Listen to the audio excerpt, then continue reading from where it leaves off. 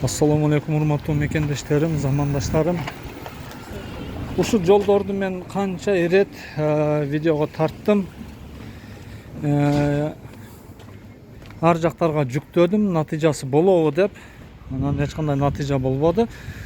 Бул жакта ошол базардын администраторуна жолугайын деп офиске өтүп барсам, ошол отурган жерине өтүп барсам, жабык экен. Азыр 3-төн 47 өттү саат. Обход кылганы кетти деп коюшту.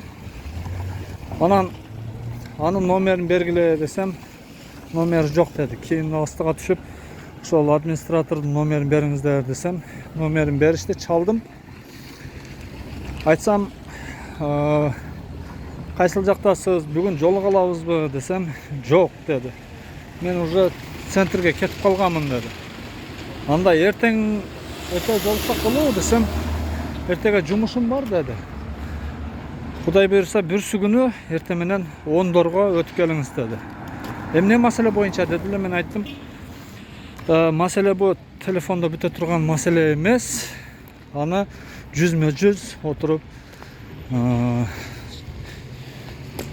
чече турган жумуш дедим да, видео картинка аркылуу ушундай жүзмө-жүз отуруп чечиле турган жумуш бул десем, анда бүрсү күнү эрте менен 10го өтүп келиңиз деди. Кудай буйрса, ал ошол баягы айтылган адрестеги жолдор, көчөлөр оңолот. Насып кылса. Өзү менен ошол жолду эгерде эме выгодный болсо алып келип көрсөтүп, көзүнө көрсөтүп, ушул жолдор болчу, элди кыйнап, элди аксатып аткан ушул жолдор болчу деп айтабыз да. Насып кылса, ушул видеороликти лайк басып койгула, мүмкүн мамлекетке дагы жетет. Анан эгерде ишке ашпай турган болсо бул нерсе, анда мамлекет мындай адамдарды иштен алыш керек. Тезинен.